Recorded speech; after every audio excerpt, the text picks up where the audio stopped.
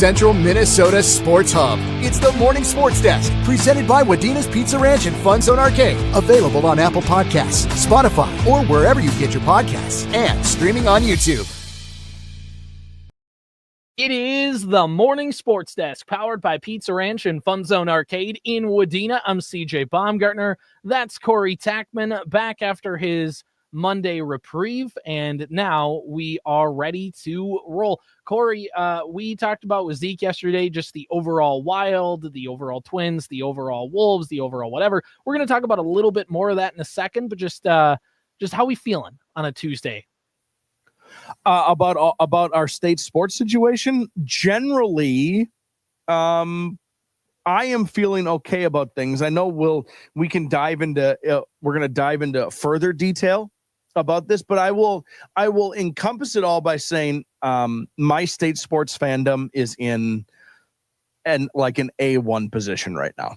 Mm-hmm. We'll talk a little bit more about that and the potential boom or bust nature of tonight, and how it could be a rough morning for us tomorrow on the Sports Desk. But for now, we're riding the vibes, and we're going to ride the vibes in a high school baseball Park Region Conference showdown of two of the powers in the PRC over the last decade, and that's a baseball game between Wadena Deer Creek and New York Mills. It's got a 3:15 pregame, 3:30 first pitch from Russ Jacobson Field in New York Mills.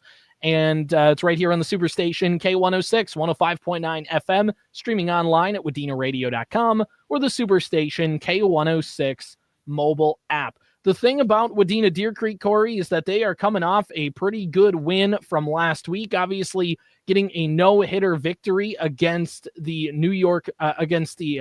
Parker's Prairie Panthers, I should say, who are ranked the top 3 in Class A last week. Ben Krecklau throwing a no-hitter, and the Wolverines getting a 5-1 victory over the Panthers in that one. And now with that, Wadena Deer Creek does have the lead in the Park Region Conference. We went through standings on yesterday's show, so go back and take a look at that. But right now, Wadena Deer Creek 4-1 in the PRC. New York Mills 1-4 to begin their season in the conference. For Wadena Deer Creek, they are 4-2 overall, according to MinnesotaScores.net, 2-1 in Section 6A, AA, 4-1 in the Park Region Conference, 1-1 on the road, 3-1 at home. They had a game yesterday where they took on Section 6AA opponent in Piers. They fell in that one 15-5 in 5 innings. But again, before that, got a 5-1 victory over Parkers, a 2-1 victory over Pillager, and a 9-3 victory over Monaga, and a 6-5 victory over Pillager.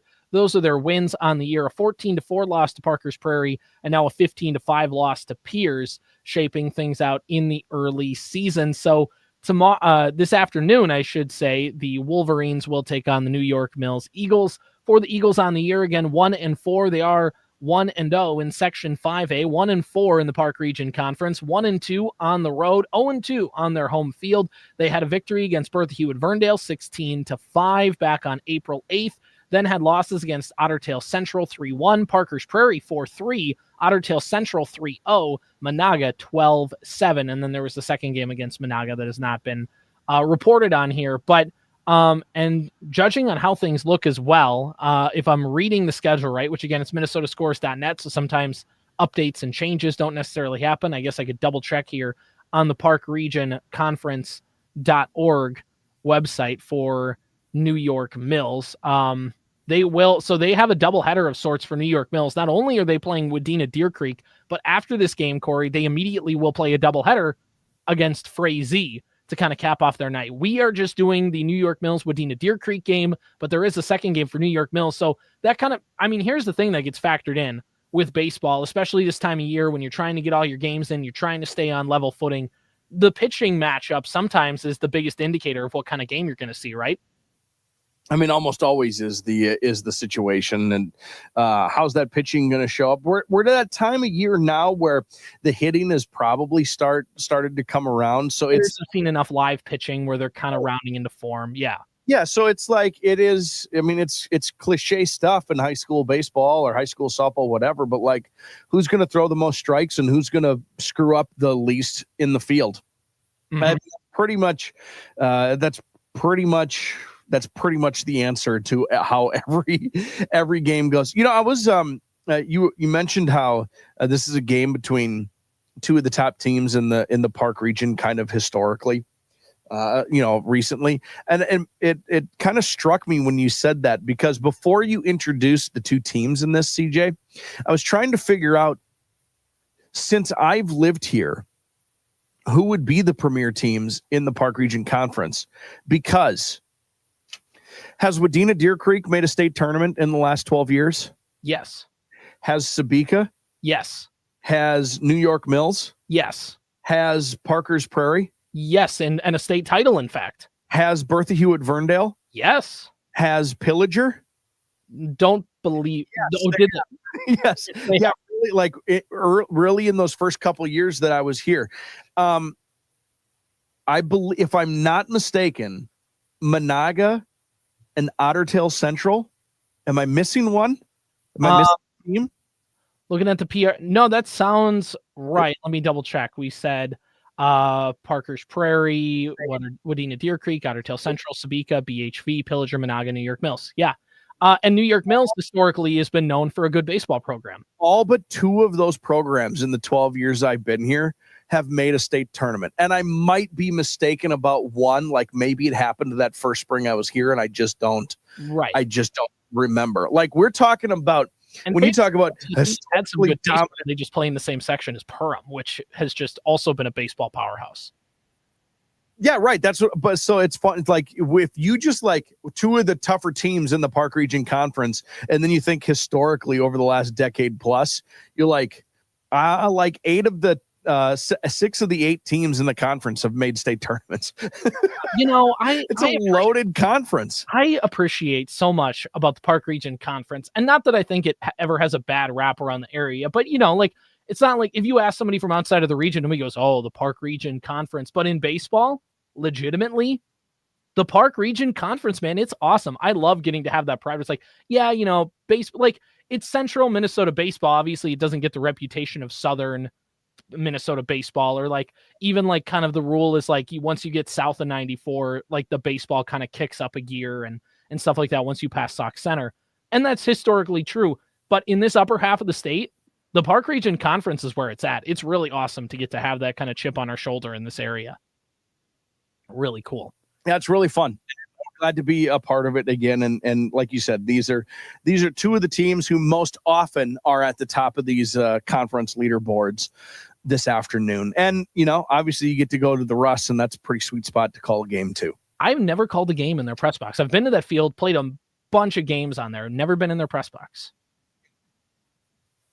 It's awesome, man.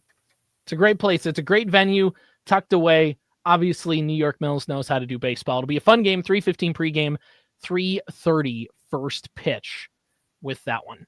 All right, so before we talk about the state sports and the boom or bust mentality of tonight, Corey, we need to talk about the Pizza Ranch and FunZone Arcade in Wadena. Well, it's really important to remember that your time is running out to earn your qualifying FunZone visits and your chance to earn 1,000 free FunZone tickets with your FunZone rewards.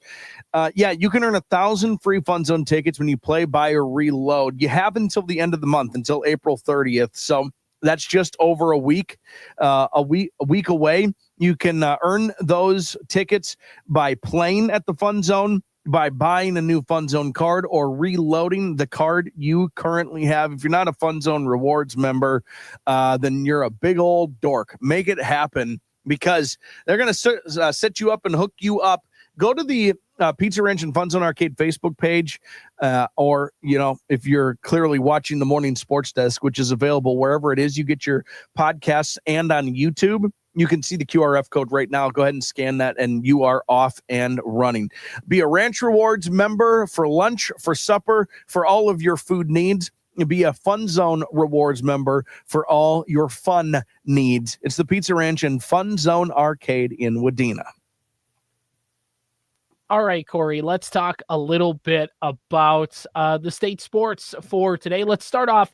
This has the potential to be just a really good night of Minnesota sports. It also has the potential to be just an awful Wednesday morning, and that'll be by the time all these games get done. It will be Wednesday morning. Thanks, West Coast time slots, for all that. But let me just run you down the list here. The Minnesota Twins at 6:40 will play the Chicago White Sox, starting a 3-game series. I believe Bailey Ober on the mound to start that one. Correct. There's game number 1. By the time that game wraps up, it'll be time to watch the Minnesota Timberwolves take on the Los Angeles Lakers from the formerly Staples Center tonight to try and go up 2-0 in that series.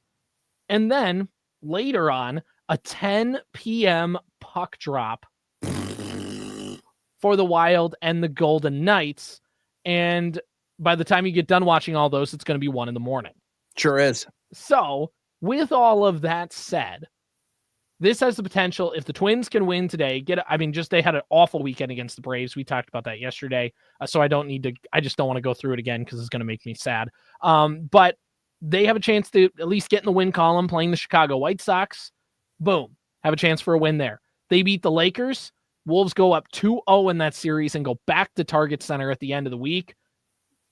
Would feel real good about that one. And if the Wild can take another game and at least avoid kind of going down 0-2 early in the series, kind of steal the momentum back a little bit, steal a game on the road, go win your home games, that whole spiel. Really nice spot for them to be in. That's the plus side, right? That is if all goes right, we wake up tomorrow and we go, oh man, it is a good day to be a Minnesota sports fan. The Vikings draft in 2 days. Like, this is awesome. Like, here we go. But then there's the flip side. Imagine if the Twins lose to the White Sox and they lose. That would be 4 in a row. And now would be only 2-2 against one of the worst teams in baseball this season. Yuck. If the Wolves lose to the Lakers and go 1-1 in the series, and the Lakers kind of take momentum back, and they're kind of like, okay, the Wolves stole game 1, but we're gonna kind of figure things back out again, and we're taking the reins back of the series. And then there's also the Wild just lose like 3-1 in Vegas and go back to XL Energy Center down 0-2 and kind of feeling like, yep, this series is over. That would be, and staying up till 1:30 in the morning to do all that. That is the makings of a rough Minnesota sports night. So Corey, what's the percentile outcome? How close are we to the latter? How close are we to the former? Way closer to the latter. But this is an opportunity here for me to explain what I said at the top of the show about why I feel like my state sports fandom is in kind of an A1 position. All right, go for it. The Twins suck. And we knew that. Right? We've known that for a long, long time. And I don't like one win over the White Sox doesn't, like, if they lose, it just affirms what we already know. And if they beat the White Sox, do you feel any better about the Twins 24 hours from now if they beat the White Sox? Not really, right? Because the White Sox are historically a bad program. And the Twins are only like 2 games better than that. So it's not a good situation. Everyone I know and their grandmother who has an opinion on the Wild Golden Knights series basically says Vegas in 5. Like, I don't know a single person who's like, you know what? I tell you, if the Wild can just do it's always a bad omen, CJ, for your favorite team when the considerations for your team include like 6 or 7 ifs. And that's what the Wild Golden Knights series is looking like. Well, if the Wild can do this, and if they can do this, and if they can do this and this and this, I tell you what, we got ourselves a series. That's a really bad omen. Does anybody think that the Wild are coming out of this series with Vegas? Not really. So if they go down 0-2 in Vegas to the Golden Knights, then like, I don't know, man. I've accepted reality a little bit on this series. Anything they get out of it is just going to be like a plus. I know they played tough the other night, and I'm totally willing to, like, it's there for them. I'm not saying it isn't, but I don't know. I don't know a single person who's picking the Wild to win this series. Here's what I would have to say about the Wolves and Lakers, though, and this is where I feel, and this is the reason why I feel the best about just like state sports in general right now. First of all, they put the absolute beat down on the Lakers in game 1. Belt to bottom. Secondly, I don't know what the Lakers can do actually physically to change. Like, they're not going to get any taller. They're not going to, this is just a really good matchup for the Timberwolves. And also, the Lakers are going to change everything. They're going to change their entire approach to this game too. The Timberwolves all year long have played up in important games and have played down in less important games. There's a chance they already think they did their job by stealing one on the road. So maybe if the Lakers won this game, it would be of no surprise, even a little. And if this is tied up at one piece, I don't want the Timberwolves to feel this way, but as a fan, when it's all said and done, you know what? They did their job. The Lakers made all the adjustments they needed to do. Now the Timberwolves will make adjustments going into game 3. I'm willing to be patient about the Timberwolves after tonight's game. That's just how I feel about this. And I think that the Wolves can win this series. I've said it since the beginning. Wolves in 5. I think that's very much in play. So, to summarize, the Twins suck, the Wild don't have a chance, and the Wolves are really good, but this is we're going to find out a little bit about them here tonight. This is a learning experience. So I don't feel quite like the boom or bust necessarily that you feel, because when the Twins inevitably lose tonight, I'm not going to care. There's no way I'm going to see the end of the Wild game. Not a single chance in hell that that's going to happen. And I just think the Wolves game is going to be close. I just this is going to be one of those, they're going to have to win it 101-97 or something, Mm-hmm. Yeah, no, I mean, my thing is it's boom or bust. And then I feel like, what's it going to be somewhere in the middle? Let's say the Twins win because it's the White Sox, but they win 4-3 or something kind of ugly.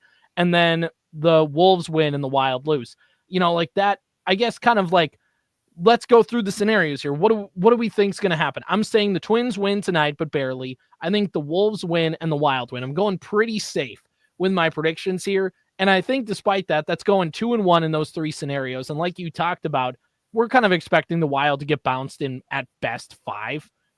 It's not going to be a competitive series the longer this thing goes, probably. So yeah, I think if that happens, it is still a really good night in Minnesota sports, because we'll be buzzing after the Wolves that the Wild will nobody will want to rag on the Wild if the Wolves are doing well. That'll be our 2 segment of the Paul Allen show. You know what I mean? Yeah, no, I think it really feels like the Twins could go, or the state sports could go 1-3 today, but I don't know that any of it matters. I don't feel any differently about the Twins if they beat the White Sox.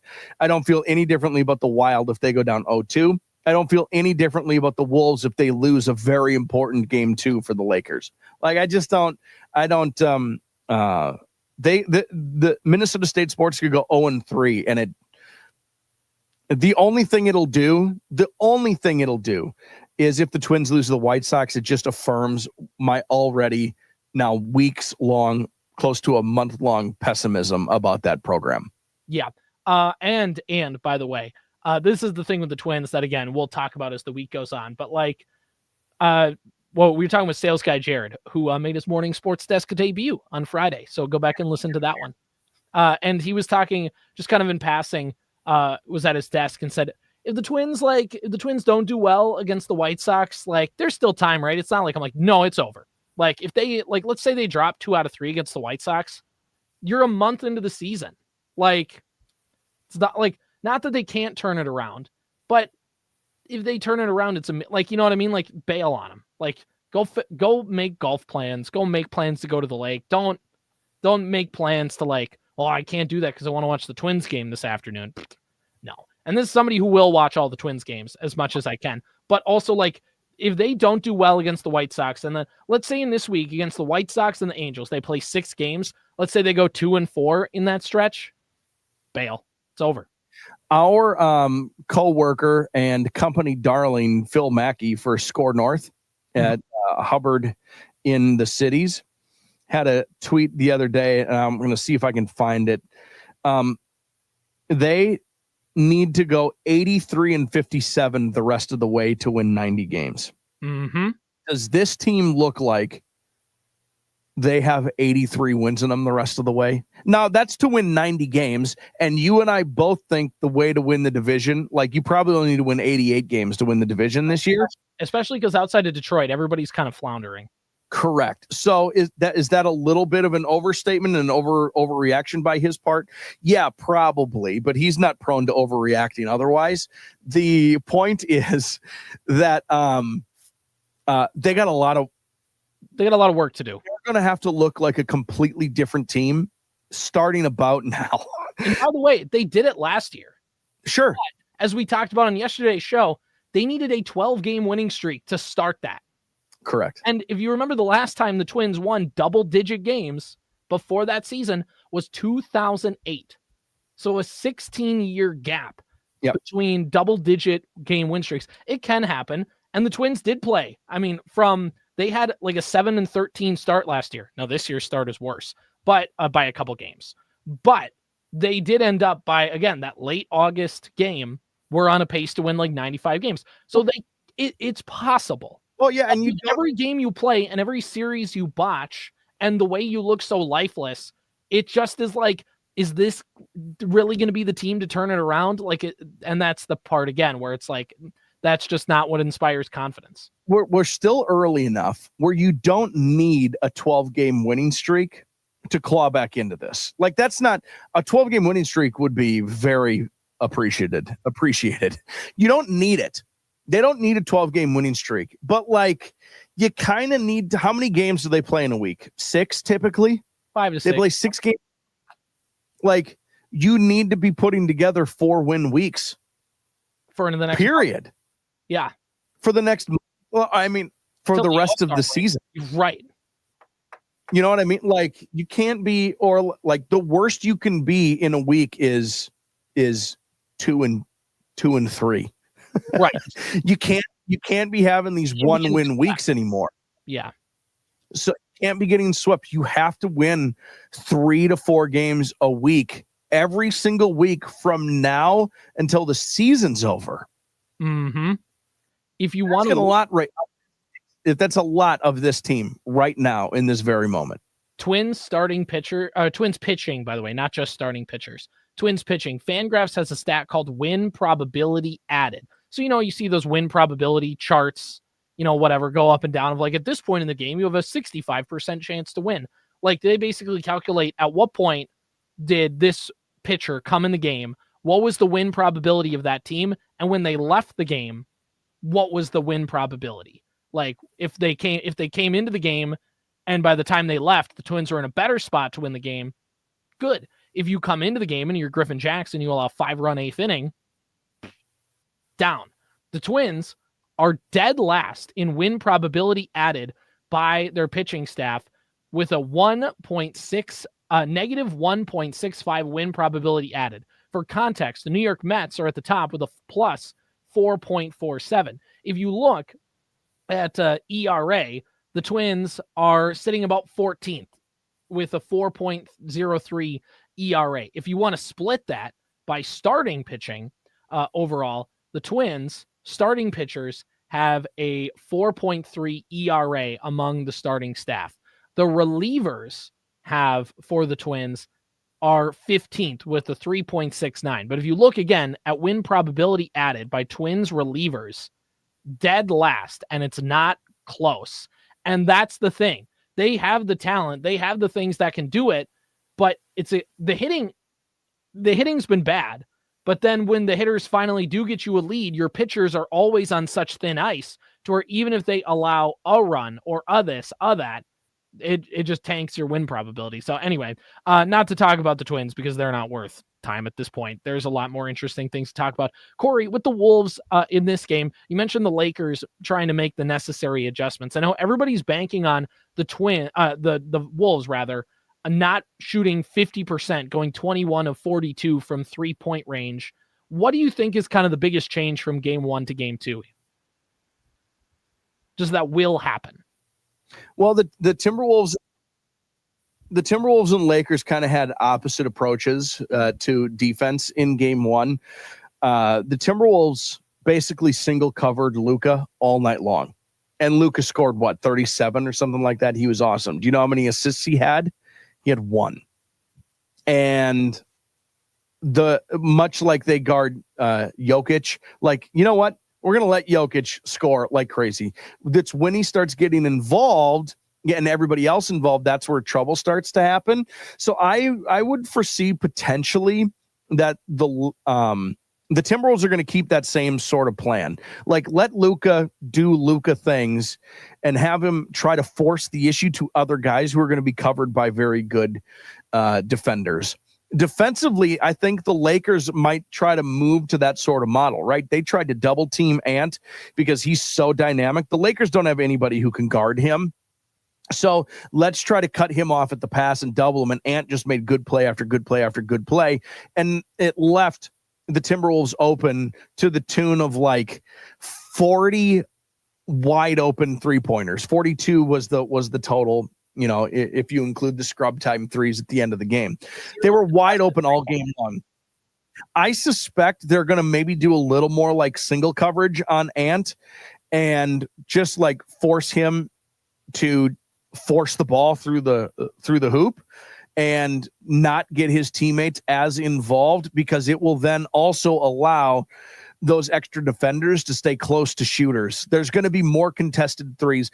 I don't know why they would switch to a zone after watching the Timberwolves shoot lights out from deep. Switching to a zone is not going to make, I don't think, as much sense, but they're going to have to try anything. Like, you're going to see not necessarily kitchen sink stuff here from the Lakers in this game, but I think they're going to move away probably from some of the double teaming, because the Timberwolves shot great, but they didn't have to shoot great in that game. They had what is the equivalent of they had the basketball equivalent of batting practice fastballs. Like, they were wide open all night long. And if you're just wide open, those are set shots. Those Rudy Gobert is making 50% of his threes with nobody guarding him. That's just the truth. You know what I mean? Shot their season average from the 3-point line, they would still have won by 10. Exactly. So I think they're going to find a way to have to contest those threes a little more, which means they're going to have to take their chance with single coveraging on Ant and Jaden and DDV and all of the. And leave Ant in single coverage with no rim protector, he's just going to cut to the lane. Yeah, but it's going to be like the right. Timberwolves are going to let Luka score 42 tonight. Mm-hmm. If that means they can guard everybody else. So that's going to be I think is going to be the Lakers' plan in this. You know, let Ant go crazy. Let Ant score 40. We have to get hands and faces of 3-point shooters. We just have to. They can't be wide open. They shot, I mean, every three they shot was either open or wide open. Open was the worst three they got in that game one.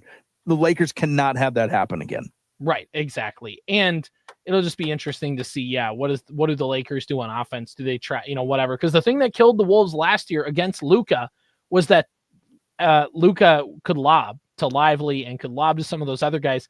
And obviously the Lakers don't have that. So it'll be interesting to see what happens with game 2 in that. And obviously the Wild, I don't know, just don't suck tonight, please. If you could, that'd be great. Zeev, cool. He's here. He is here. Matt Boldy had 2 playoff goals. That's kind of cool. That's fun. Don't suck. They're gonna, man. They're gonna do that. They're gonna get down 3-0. They'll win a game and then they'll go back to Vegas and get bounced. But I don't to me, that's nothing to get sad about. We all know it. What really everybody is kind of hoping for is just get into the off season, everybody healthy, and the Parisi and Suter contracts finally go away after this decade. They're finally done. Good job. Good job, Chuck Fletcher. Good job. At the time, nobody goes, who cares what happens in 12 years? We'll figure it out in 12 years. And then 12 years come and you're like, in hindsight. Well, it only in hindsight when it doesn't work out. Well, you have to take advantage of the opportunities in front of you immediately. So that's fine. In the moment, it's fine. It's the Albert Pujols contract, or it's the Mike Trout, or it's the Shohei Ohtani deal's a really good deal right now. In 4 years, in 6 years, in what it might not, but who cares? Because they're going to win 3 World Series in the meantime. Right, exactly. Wild didn't win a cup in the meantime. They didn't. They got out of the first round once. Yeah, it's bad. That's what's bad. Well, and the thing that was bad, and because again, I think signing Parisi and Suter at the time, obviously, I think all 29 other teams would have done that had they been in the same situation. It's just the fact that they basically just kind of gave them the keys to the team and they did not do a good job like leading the team. Like they got their big contracts and then they like there was just this chaos and they never had the institutional fortitude. They never had the infrastructure in place to like build around them, one. And two, they just, I mean, like there's a ton of stories that have come out just of Parisi and Suter, like, and just the attitudes and they kind of had their own, there was like a boys club, you know, like there was just that kind of thing. That's more why it failed more than the on ice stuff, is because like that made the on ice stuff worse, I guess would probably be the better way to word it, is they signed superstars and then they were like, well, we're done. Like there's more to that. Turns out if your team is in first place in the division and you don't make a trade to get yourself over the hump, to use another franchise in the state as an example, it's not going to go like you did one part of the job. You got to do the rest of the job. Right. Now, are some of those institutional things Parisi and Suter's fault? Yeah, probably. But like they could have used a little help along the way. You know what I mean? Exactly. It's not their fault the organization hamstrung themselves by giving them too much money. It's not their fault the organization just literally let them do whatever they wanted. If you like, that takes Jesus Christ to not do that. You know what I'm saying? Like that every single person we know on the planet would be like, oh, this is my house. All right. Yeah. Cool. Oh, we're not going to practice at the X. Back before they built the Tria rinks, they basically, Suter lived in Edina, so they wanted to practice at Edina High School. So they just did their whole practices at Edina, so Suter didn't have to drive that far. Okay. Like, where's the, like, at that point, like, you as a franchise need to go, no. It's not very good, like, professional, or it's not being a very good teammate, but also, don't you try to act like it's not going to happen if you don't ask. So he asked, and then they said, yes, it's somebody else's responsibility to tell him to go fly a kite. Right. No, man, that's not what it's about. Right.